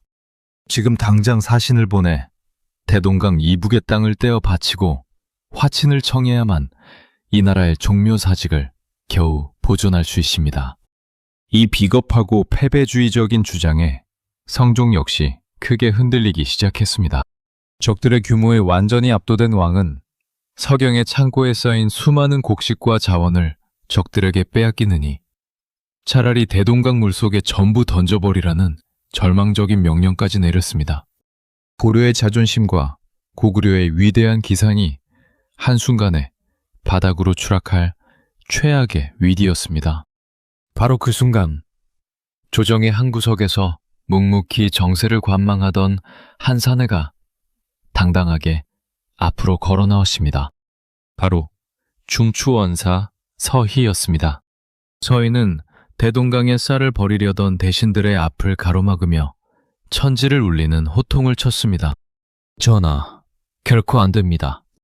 식량은 백성의 목숨이요 성을 지킬 유일한 미천이거늘 어찌 적을 제대로 보지도 않고 이를 물에 던진단 말입니까? 또한 땅을 떼어주는 것은 나라를 망치는 지름길이며 만세의 수치입니다. 저들이 80만 대군이라 외치는 것은 우리를 겁주어 굴복시키려는 수작일 뿐입니다. 저 거란의 침공에는 분명 영토 약탈 외에 다른 정치적 목적이 있을 것이니 제가 직접 적진으로 가 저들의 진짜 의도를 파악하고 오겠습니다. 서희의 이 맨처라고도 당찬 일침은 공포에 질려있던 성종과 대신들의 정신을 번쩍 들게 했습니다. 상인의 피가 흐르는 고려의 지배층답게 서희는 이 전쟁이 단순한 무력 충돌이 아니라 고도의 국제정치적 이해관계가 얽힌 거대한 거래라는 사실을 본능적으로 꿰뚫어 본 것입니다. 마침 소선영 역시 고려의 거센 저항에 부딪히자 서둘러 항복을 종용하는 글을 보내오며 속내를 드러내기 시작했습니다. 고려의 국왕과 신하들이 두려움에 떨며 도망칠 궁리를 하던 그 비겁한 안개 속에서 서희는 스스로 거대한 호랑이의 굴로 걸어 들어갈 무서운 결단을 내렸습니다. 칼과 창이 부딪히는 끔찍한 전쟁터 너머 오직 세 마디의 혀끝 하나로 제국의 대군을 돌려세울 인류 역사상 가장 위대한 외교 단판의 서막이 서서히 오르고 있었습니다. 거란의 거대한 군막 앞에선 서희의 등 뒤로 차가운 바람이 불어왔습니다. 군막 안에는 당대 최강이라 불리는 거란의 철기병들이 칼날을 번뜩이며 도열해 있었고 그 중심에는 고려를 당장이라도 집어 삼킬 듯한 기세를 풍기는 장수 소선영이 앉아 있었습니다. 서희가 군막 안으로 당당하게 걸어 들어가자 소선영은 거만한 눈빛으로 그를 내려다보며 기선제압을 시도했습니다. 나는 대국의 귀빈이니 그대는 마당에서 내게 먼저 큰 절을 올리라. 소선영의 무례한 요구에 군막 안의 고려 사신들은 사시나무 떨듯 떨었습니다. 하지만 서희의 표정에는 단 하나의 흔들림도 없었습니다. 오히려 그는 당찬 목소리로 소선영의 말을 단칼에 받아쳤습니다. 무슨 무례한 소리인가? 나라와 나라 사이의 만남은 격식이 있는 법이거늘 어찌 한나라의 죄상이 대국의 장수에게 마당에서 절을 한단 말인가? 정이 그리 하겠다면 나는 이 자리를 떠나겠다. 서희가 옷소매를 걷어붙이고 뒤를 돌아서자 당황한 쪽은 오히려 소선영이었습니다. 서희의 배짱에 기가 질린 소선영은 서둘러 무례를 사과하고 그를 군막 안으로 맞아들여 대등한 자리에 앉혔습니다. 진짜 싸움은 이제부터였습니다. 소선영은 본론을 꺼내며 고려의 영토를 내놓으라고 협박하기 시작했죠. 너희 나라는 신라 땅에서 일어났고 고구려의 옛 땅은 우리 거란이 차지했다. 그러니 고구려 땅이었던 대동강 이북의 영토를 우리에게 바치는 것이 마땅하다. 또한 너희는 우리와 국경을 맞대고 있으면서 어찌 바다 건너 송나라와만 교류하고 우리 거란은 멀리하는가? 소손영의 날카로운 질문은 고려 대신들이 가장 두려워하던 대목이었습니다. 하지만 서희는 이 질문 속에 숨겨진 거란의 진짜 속매와 약점을 정확하게 파악하고 있었습니다. 거란은 고려를 멸망시키려는 것이 아니라 송나라와의 거대한 전쟁을 앞두고 고려가 뒤통수를 칠까봐 두려워하고 있었던 것입니다. 서희는 여유로운 미소를 지으며 소손영의 논리를 정면으로 반박했습니다. 장수께서는 역사를 잘못 알고 계시는구려. 우리나라의 이름이 왜 고려이겠는가? 바로 고구려의 기상을 이어받았기에 고려라 한 것이다. 만약 고구려 땅을 기준으로 경계를 논하자면 오히려 너희 거란의 동경 요양까지도 전부 우리 고려의 땅이 되어야 마땅하거늘 어찌 우리더러 땅을 내놓으라 하는가? 서희의 거침없는 역사 논박에 소손영은 말문이 막혀 그저 헛기침만 내뱉을 뿐이었습니다. 서희는 기세를 몰아 거란의 가장 아픈 구석을 찌르는 협상안을 제시했습니다. 우리가 거란과 교류하지 못한 것은 가고 싶지 않아서가 아니라 국경 사이에 무시무시한 여진족이 가로막고 있기 때문이다. 여진족이 우리 고구려의 옛 땅을 훔쳐 차지하고는 길을 막고 산악계군이 우리가 어찌 거란으로 향할 수 있겠는가? 그러니 만약 거란이 허락하여 우리가 그 여진족을 몰아내고 성을 쌓아 길을 열 수 있게 해준다면 우리 고려는 기꺼이 송나라와의 관계를 끊고 거란 전하와 형제의 맹약을 맺을 것이다. 이것은 그야말로 세상을 뒤흔든 고도의 사기극이자 천재적인 외교술이었습니다. 거란의 힘을 빌려 골칫거리였던 여진족을 합법적으로 몰아내고 고려의 영토를 압록강까지 넓히겠다는 기가 막힌 실리적 계산이었습니다. 소손영은 서희의 완벽한 논리에 완전히 설득당했습니다. 송나라와의 전쟁을 앞두고 고려를 확실한 아군으로 만들거나 최소한 중립으로 돌릴 수만 있다면 땅 조금 메워주는 것은 아깝지 않다고 판단한 것이죠. 소손영은 즉시 거란 황제에게 보고하여 서희의 제안을 전폭적으로 수용했습니다. 거란의 80만 대군은 칼 한 번 쓰지 못하고 쓸쓸히 북쪽으로 발길을 돌렸고 고려는 오히려 압록강 동쪽의 비옥한 영토인 강동 6주를 손에 넣게 되었습니다. 오직 서희라는 한사내의 날카로운 혀끝 하나가 나라를 구하고 제국의 대군을 돌려세운 인류 역사상 가장 위대한 외교적 승리의 순간이었습니다. 도끼와 칼을 든 군사들이 황궁의 문을 부수고 거침없이 들이닥칩니다. 왕의 비명과 신하들의 통곡이 뒤섞인 개경의 밤. 고려의 제7대 국왕 목종은 결국 왕좌에서 끌어내려져 비참한 최후를 맞이했습니다. 서기 1009년 고려 왕실을 또다시 피비린내 나는 소용돌이로 몰아넣은 강조의 정변이 일어난 순간이었습니다. 서희의 외교 담판으로 잠시 평화를 찾았던 고려는 내부의 권력 탐욕으로 인해 다시 한번 거대한 파국을 향해 달리기 시작했습니다. 정변을 일으킨 강조는 목종을 폐위하고 불교 사찰에 숨어 겨우 목숨을 부지하고 있던 태조의 손자 왕순을 새로운 왕으로 추대했습니다. 그가 바로 고려의 제8대 국왕 현종이었습니다. 현종은 왕이 되기 전까지 비극적인 삶을 살았습니다.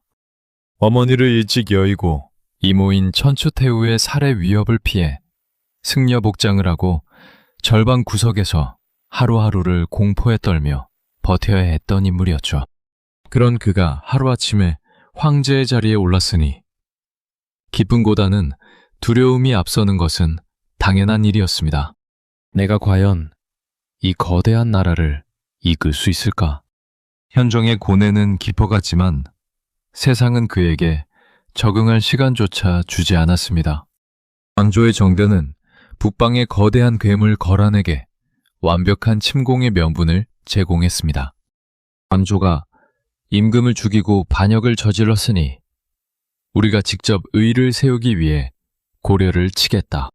거란의 성종은 40만 대군을 이끌고 다시 한번 압록강을 건넜습니다. 정변의 주인공이었던 강조는 스스로 대장군이 되어 거란군과 맞서 싸웠으나 초반에 승리의 도취에 방심하다가 거란의 기습을 받아 사로잡히고 말았습니다. 거란의 성종 앞에 끌려간 강조는 당당하게 외쳤습니다. 나는 고려의 신하일 뿐이다. 어찌 너희 같은 오랑캐에게 무릎을 꿇겠는가? 강조는 끝까지 절개를 지키며 죽음을 맞이했지만 그의 패배로 고려의 전선은 완전히 무너져 내렸습니다. 거란의 철기병들이 개경의 황궁 팡미까지 밀어닥치자 20대 초반의 젊은 왕 현종은 아무런 대책도 없이 피난길에 올라야 했습니다. 황화와 번영의 상징이었던 개경을 떠나 남쪽으로 향하는 왕의 행렬은 비참하기 짝이 없었습니다.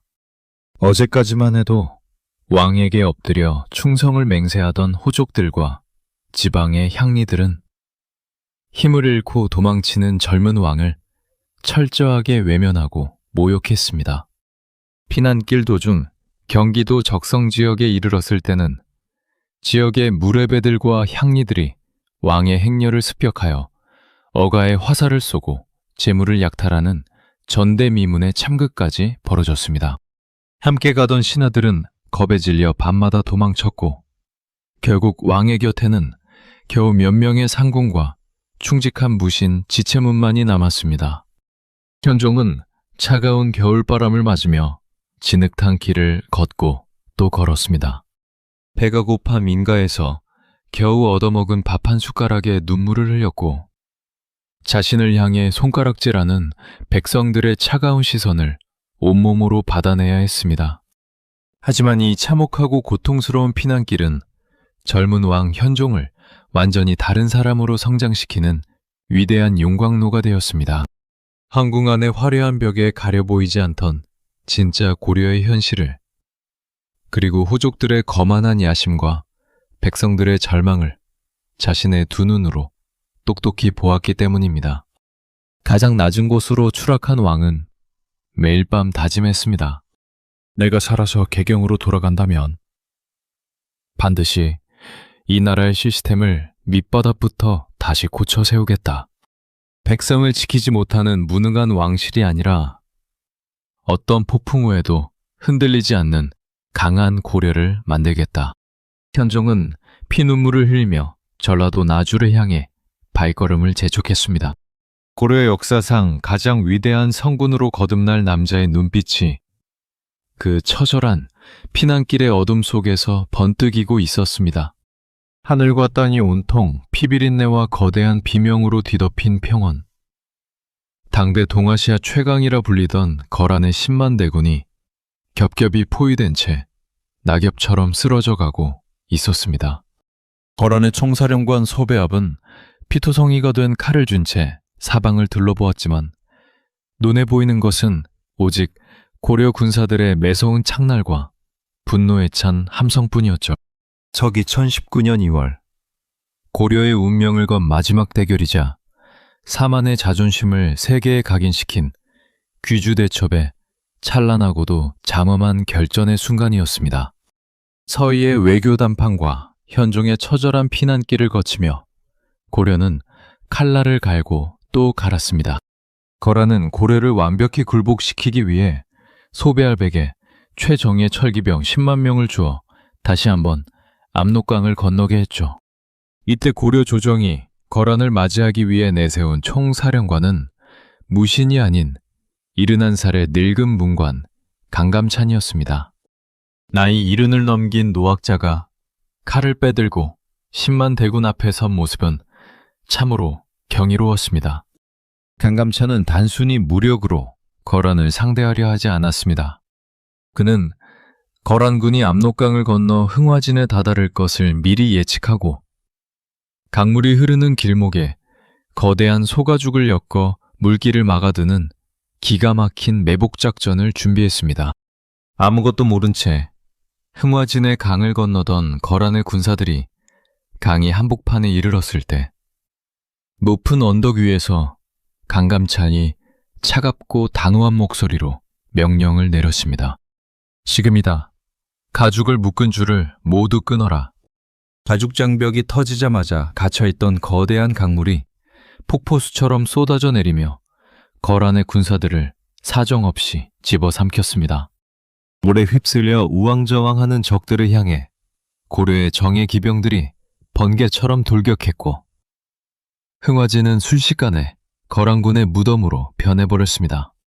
하지만 노련한 소배압은 이 치명적인 타격에도 굴하지 않고 우회하여 고려의 수도 개경을 직접 타격하겠다는 무시무시한 진격을 감행했습니다. 소배압의 군대가 개경 턱 밑까지 밀고 들어왔을 때 현종과 고려의 백성들은 이번에는 결코 도망치지 않았습니다. 왕과 백성이 하나가 되어 성문을 굳게 닫고 철저한 청야전술로 맞섰기에 보급이 끊긴 거란군은 결국 지쳐 북쪽으로 퇴각할 수밖에 없었죠. 강감찬은 퇴각하는 거란군을 그대로 살려보낼 생각이 추호도 없었습니다. 거란군이 반드시 지나가야 하는 길목, 바로 귀주의 넓은 들판에 고려의 20만 대군이 거대한 성벽처럼 늘어섰습니다. 벼랑 끝에 몰린 거란의 철기병들과 이 전쟁을 끝내려는 고려군의 최후 결전이 시작되었습니다. 양측의 군사들이 뒤엉켜 피를 흘리며 싸우기를 수시간. 전쟁의 균형은 쉽게 깨지지 않았습니다. 바로 그때 고려군에게 하늘의 기적이 찾아왔습니다. 매섭게 불어오던 북풍이 순식간에 방향을 바꾸어 거란군의 얼굴을 향해 남풍으로 몰아치기 시작한 것입니다. 게다가 하늘에선 거센 비바람이 쏟아져 적들의 시야를 완전히 가려버렸습니다. 강담찬은 이 기회를 놓치지 않고 칼을 높이 들며 천지를 울리는 호령을 내렸습니다. 하늘이 우리 고려를 돕고 계신다. 단 한 놈도 살려보내지 마라. 전군 진격하라. 바람을 등진 고려군의 화살이 거란군의 가슴에 정확히 박혔고 고려의 수군과 보병들이 사방에서 적들을 압박했습니다. 당대 무적이라 불리던 거란의 철기병들은 진영이 완전히 무너진 채 늪지대와 계곡으로 밀려나 처참하게 짓밟혔습니다. 10만 명의 거란군 중 살아서 압록강을 건너 도망친 자는 겨우 수천 명에 불과했을 정도로 그것은 완벽하고도 거대한 대승리였습니다. 소배압은 자신의 갑옷과 무기를 모두 버린 채 밤을 틈타 겨우 목숨만 건져 도망쳐야 했죠. 귀주의 들판에 고려 만세의 함성이 가득 울려 퍼졌습니다. 이 위대한 승리는 단순히 한 번의 전투에서 이긴 것이 아니었습니다. 거란이라는 당대 최강국의 야심을 완벽하게 꺾어놓음으로써 동아시아의 고려와 거란 그리고 송나라가 서로를 함부로 건드리지 못하는 평화의 시대를 정착시킨 위대한 이정표였습니다. 현종은 개선하는 71살의 영웅 강감찬을 직접 마중나가 그의 머리에 황금꽃을 꽂아주며 눈물을 흘렸습니다. 피난길의 모욕을 견뎌낸 젊은 왕과 나라를 위해 칼을 든 늙은 학자가 만들어낸 기적. 고려는 이제 그 누구도 감당할 수 없는 동아시아의 진정한 패권국으로 당당하게 우뚝 서게 되었습니다. 귀주에서 거둔 위대한 승리의 함성이 채 가시기도 전 고려의 도성 개경에는 새로운 거대한 역사가 꿈틀거리기 시작했습니다.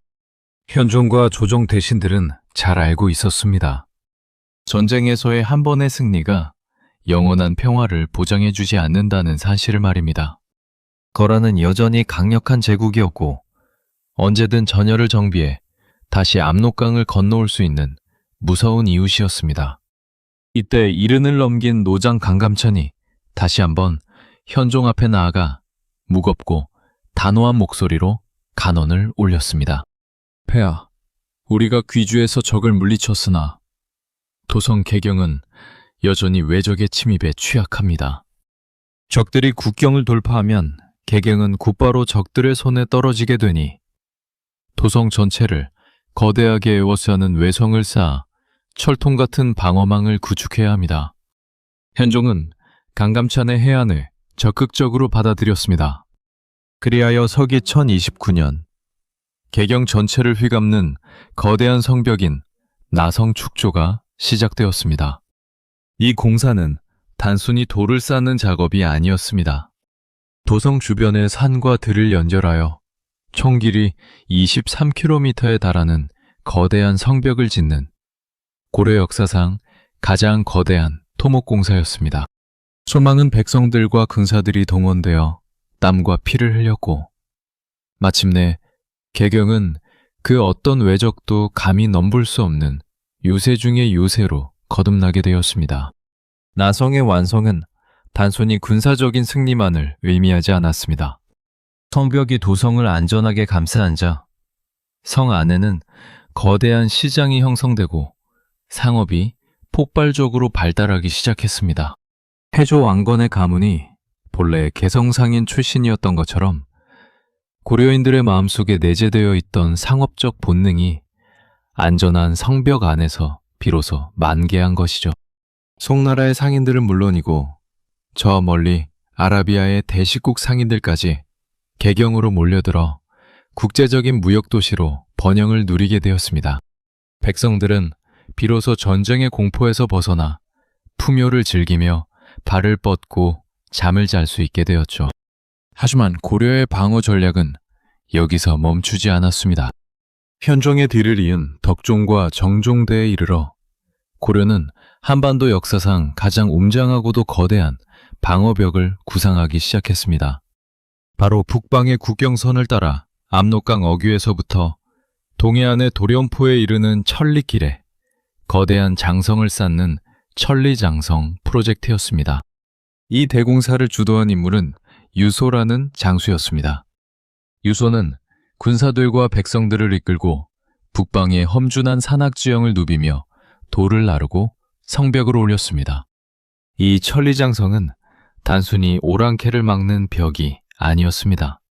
고려의 확실한 국경선을 천하에 선포하는 자존심의 이정표였고 거란과 여진이라는 북방의 강자들을 동시에 견제하는 고도의 전략적 요충지였습니다. 장성이 서서히 모습을 드러내자 북방의 야인들은 감히 고려의 국경을 넘볼 엄두조차 내지 못했습니다. 칼과 창으로 이뤄낸 귀주의 승리가 나성과 천리장성이라는 단단한 주춧돌을 만나 비로소 완벽한 평화의 시스템으로 정착된 셈입니다. 고려는 이제 외부의 위협으로부터 완벽하게 자유로워진 철옹성이 되었습니다. 내부의 안정을 찾고 국경을 튼튼히 한 고려는 이제 문화와 경제가 찬란하게 꽃피는 위대한 황금기를 향해 힘차게 나아갈 준비를 마쳤습니다. 전란의 아픔을 딛고 일어선 제국 고려가 동아시아의 중심에서 가장 화려하게 빛날 문종의 시대가 서서히 다가오고 있었습니다. 개경의 국제무역항 벽난도에는 사시사철 전 세계에서 몰려든 거대한 상선들로 발 디딜 틈이 없었습니다. 송나라의 비단과 사적, 거란의 모피, 저 멀리 아라비아 대식국에서 온 향료와 보석들이 가득 쌓여 거대한 시장을 이루고 있었죠. 조정의 외교관들이 동시다발적으로 입국하는 송나라와 거란의 사신들을 맞이하느라 눈코 뜰 새 없이 바쁘게 움직이던 그 찬란한 나날들. 서기 1046년 고려의 제11대 국왕 문종이 왕위에 오르면서 고려는 건국 이래 가장 화려하고 풍요로운 황금기의 정점을 맞이하게 됩니다. 전쟁의 포화가 완전히 가라앉은 동아시아의 중심에서 고려는 이제 단순한 변방의 국가가 아닌 제국들을 조율하는 거대한 평화의 중재자로 당당하게 군림하고 있었습니다. 문종은 왕위에 오르자마자 법과 제도를 정비하여 백성들의 삶을 안정시키는데 온 힘을 쏟았습니다. 특히 사형수에 대한 판결을 내릴 때는 반드시 3번의 엄격한 재심을 거치도록 하는 삼원금법을 시행했습니다. 억울하게 목숨을 잃는 백성이 단 한 명도 없어야 한다는 왕의 자애롭고도 단호한 철학이 반영된 법안이었습니다. 문종은 촛불 아래에서 사형수들의 재판 기록을 밤새워 읽으며 신하들에게 누누이 당부했습니다. 사람의 목숨은 하늘과 같으니 법을 집행하는 자들이 사사로운 감정이나 소홀함으로 백성을 죽여서는 결코 안 된다. 죄가 의심스러울 때는 형벌을 감하는 것이 황제의 도리이다. 왕의 이러한 애민 정신은 전국으로 퍼져나갔고 백성들은 나라를 깊이 신뢰하며 생업에 종사할 수 있었습니다. 이 시기 고려의 문화와 학문은 눈부시게 만개했습니다. 해동공자로 불리던 당대 최고의 학자 최춘이 세운 구제학당을 비롯하여 수많은 사학기관들이 문을 연 덕분에 개경은 학문을 토론하는 젊은 인재들의 활기찬 목소리로 가득 찼습니다. 불교 문화 역시 찬란하게 꽃피어 황실이 주도한 흥왕사가 창건되었고 문종의 아들이었던 의천은 송나라로 유학을 다녀와 천태종을 개창하며 동아시아 불교 철학의 정점을 완성했습니다.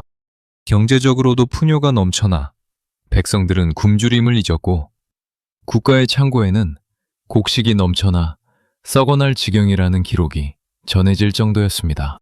더욱 놀라운 것은 문종이 보여준 고도의 외교술이었습니다.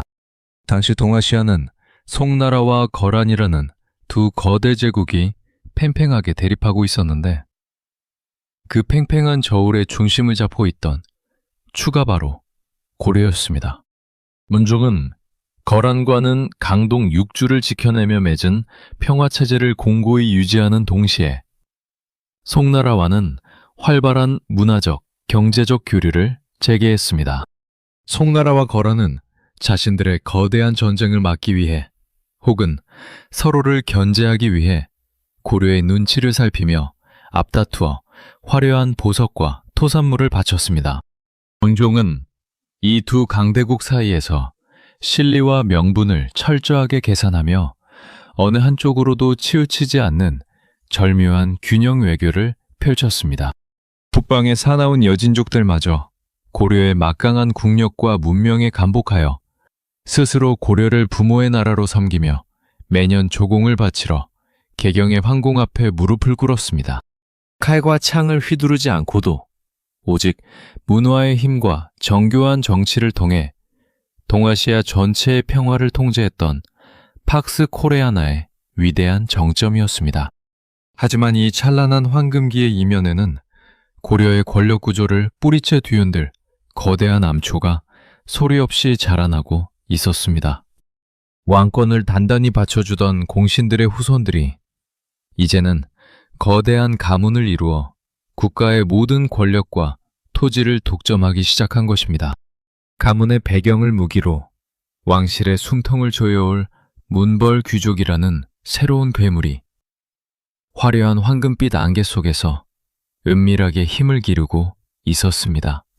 개경의 화려한 궁궐마당에 가득 울려 퍼지던 찬란한 연악소리 뒤편으로 깊은 밤 한 사내의 매서운 웃음소리가 소리 없이 번져나갔습니다. 그의 이름은 이자연. 당대 최고의 가문으로 급부상하던 인주이 씨 가문의 수장이었습니다. 문종의 황금기가 영원할 것만 같던 그 풍요의 시대에 이자연은 칼과 창이 아닌 자신의 딸들을 무기로 삼아 고려 왕실의 가장 깊숙한 곳을 완전히 장악해 들어가고 있었습니다. 이자연은 자신의 첫째 딸에 이어 둘째 딸, 그리고 셋째 딸까지 무려 3명의 딸을 모두 문종의 비로 가차없이 입궁시켰습니다. 한 가문의 세 자매가 동시에 황제의 아내가 된 전대미문의 사건이 벌어진 것입니다. 문종은 이자연을 깊이 신뢰하며 조정을 통째로 맡겼고 이는 고려의 권력 추가 왕실에서 특정 가문으로 급격하게 기울어지는 비극의 서막이었습니다. 태조 왕건이 호족들을 포용하기 위해 펼쳤던 정략 결혼의 씨앗이 수십 년의 세월을 지나 문벌 귀족이라는 거대한 괴물로 진화하여 왕실의 숨통을 조여오기 시작한 셈입니다. 이자연의 가문은 황실과의 거듭된 혼인을 통해 왕의 장인이자 외할아버지라는 막강한 지위를 대대손손 독점했습니다. 권력이 한 곳으로 모이자 돈과 땅 역시 무섭게 빨려 들어갔습니다. 문벌 귀족들은 국가가 공신들에게 나누어준 토지를 교묘하게 세습했고 백성들의 기름진 논밭을 강제로 빼앗아 대농장을 건설했습니다.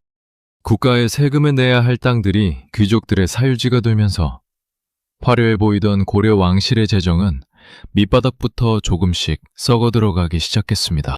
더욱 심각한 것은 그들이 국가의 인재 등용 시스템마저 오염시켰다는 사실입니다.